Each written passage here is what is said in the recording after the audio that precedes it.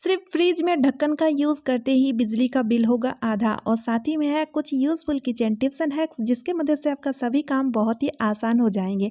Hello everyone and welcome back to my channel. कैसे हो आप सभी लोग? आई होप कि आप सब बहुत ही अच्छे होंगे। तो चलिए आज का वीडियो शुरू करते हैं। तो मेरा आज का पहला टिप सभी महिलाओं के लिए है। नेल पेंट लगाना हम सभी महिलाओं को बहुत ही ज़्यादा पसंद होते हैं, तो इसलिए हम अपने पास ना अलग अलग कलर का नेल पेंट रखा करते हैं। लेकिन उनमें से कुछ नेल पेंट का यूज़ बहुत ही ज़्यादा कम होने की वजह से वो नेल पेंट सूख जाती है। अब सूखने में ना ये ड्राई नेल पेंट का इस्तेमाल हम नहीं ले सकते हैं, क्योंकि नेल्स में ये लगेगा नहीं। तो इसलिए हम क्या करते हैं, इसको फेंक दिया करते हैं। लेकिन इसको बिना फेंके पहले जैसे हम इसको बना सकते हैं एक छोटा सा ट्रिक लगा के। जी हाँ फ्रेंड्स, आप ले लीजिए नेल पेंट रिमूवर और थोड़ा सा इसे इस तरह से नेल पेंट की बोतल में डाल दीजिए और खूब अच्छे से सेक कर लीजिए। यकीन मानिए फ्रेंड्स, पहले जैसे ये नेल पेंट लिक्विड हो जाएगा, जिसका इस्तेमाल सूखने पे आप नहीं कर सकते थे। अब उसका यूज़ बहुत ही बढ़िया तरीके से कर पाएंगे। है ना कितना यूज़फुल आइडिया। तो चलिए अब देख लेते हैं अगला यूज़फुल टिप। मैं यहाँ पे ली हूँ गेहूं का आटा। अब देखिए फ्रेंड्स, जब हम रोटी पराठा बनाते हैं उससे पहले हम आटा को बहुत ही अच्छी तरीके से मसल मसल के गूंथते हैं, ताकि रोटी बनाए तो वो बहुत ही बढ़िया तरीके से फूले और बहुत ही नरम रोटी बन के तैयार हो। और अगर हम पराठा बनाए तो वो खास्ता पराठा बने। लेकिन फ्रेंड्स, कई बार ऐसा होता है इस तरह से हम आटा गूंथने के बावजूद भी खास्ता पराठा हम नहीं बना पाते हैं। खास तौर में बिगिनर के लिए तो बहुत ही ज़्यादा मुश्किल हो जाती है। तो आज मैं आपके साथ एक बहुत ही यूज़फुल ट्रिक शेयर करना चाहूँगी। तो अगर आप खास्ता पराठा बनाना चाहते हैं तो स्पेशली इस टिप को आप ज़रूर ट्राई कीजिए। तो आपको जब आटा गूंथना है ना, तो आप पानी की जगह दूध ले लीजिए, ठीक है। तो इस तरह से आपको सिर्फ दूध में ही आटा को गूंथ लेना है।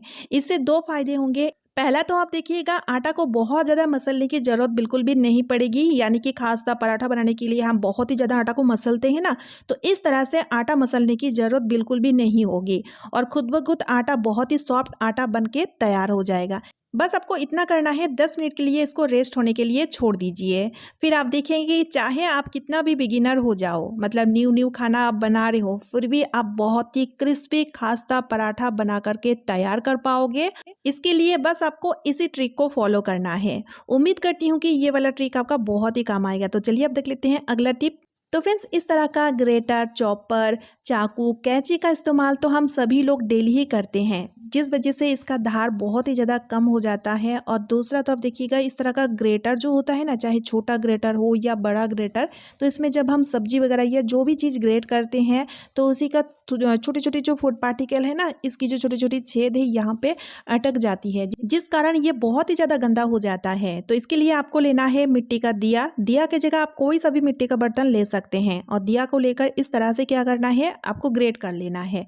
तो इस तरह से चारों ओर घुमाते हुए ग्रेट करने से इसमें जमी हुई जो भी गंदगी रहेगी वो साफ हो जाएगी। दूसरा तो आप देखिएगा, ये ग्रेटर बहुत ही अच्छी तरीके से शार्प भी हो जाएगा। तो चलिए अब देख लेते हैं अगला टिप। तो जब कभी भी हम बर्तन धोते हैं तो एक साइड से बर्तनों को हम धोते जाते हैं और इस तरह से सिंक के पास किचन स्लैब में बर्तनों को रखते जाते हैं। तो इससे क्या होता है, एक तो बर्तनों का बहुत ज़्यादा ढेर जमा हो जाता है और दूसरा तो बर्तनों में से जो एक्स्ट्रा पानी है वो कुछ इस तरह से किचन स्लैब में जमा हो जाता है। यानी कि किचन स्लैब बहुत ज़्यादा गीला हो जाता है और सिर्फ किचन स्लैब ही नहीं, ये पानी नीचे तक भी गिरने लगता है, जिस कारण पूरा ही किचन गीला हो जाता है। तो इसके लिए एक छोटा सा ट्रिक मैं आपके साथ शेयर करना चाहूँगी। तो यहाँ पर मैंने लिया है एक बास्केट। इस तरह का बास्केट हम सभी के पास होता है। आलू प्याज रखने के लिए हम इस तरह का बास्केट को खरीदते हैं।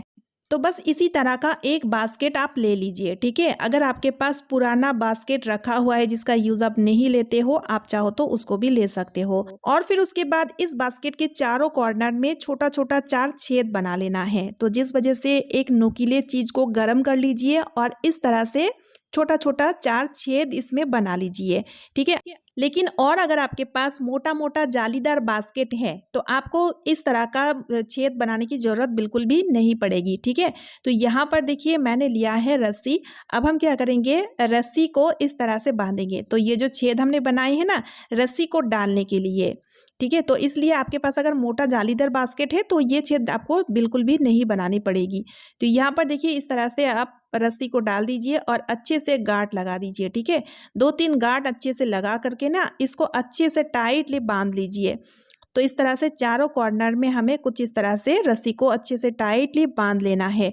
तो बस ये ऑर्गेनाइज़र बनके तैयार हो जाएगा। अक्सर जिसे हम मार्केट से या ऑनलाइन से महंगे महंगे दामों से खरीदते हैं, तो क्यों ना घर में ही रखा हुआ चीज़ों की मदद से इस तरह से हम छोटा छोटा ऑर्गेनाइज़र बनाएं और इसका यूज़ लिया करें। तो इस तरह का छोटा छोटा ऑर्गेनाइज़र जब हम खुद बनाते हैं ना, तो हमें यूज़ करने में भी मज़ा आता है और बहुत ज़्यादा खुशी भी होती है। तो ये देखिए फ्रेंड्स, ये ऑर्गेनाइज़र बनके तैयार हो चुका है। रस्सी का इस्तेमाल हमने इसको हैंग करने के लिए लिया है ताकि इसको बढ़िया तरीके से हम हैंग कर पाएँ।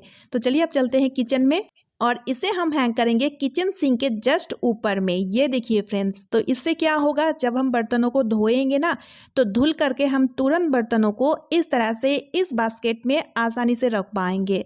और दूसरा तो बर्तनों का एक्स्ट्रा पानी झड़ के सिंक में निकलेगा, जिस कारण किचन स्लैब या किचन का कोई भी जगह गीला नहीं होगा, जिस वजह से आपको बार बार किचन स्लैब या तो फिर किचन की किसी भी जगह को पोंछने की ज़रूरत बिल्कुल भी नहीं पड़ेगी। साथ ही में ये बर्तन बहुत जल्दी ड्राई हो जाएगा, क्योंकि जो एक्स्ट्रा पानी है ना वो ड्रेन हो जाएगा और उसके बाद सूखी हुई बर्तनों को आप जहाँ पर भी जमाना चाहते हो वहाँ पर जमा के रख सकते हो।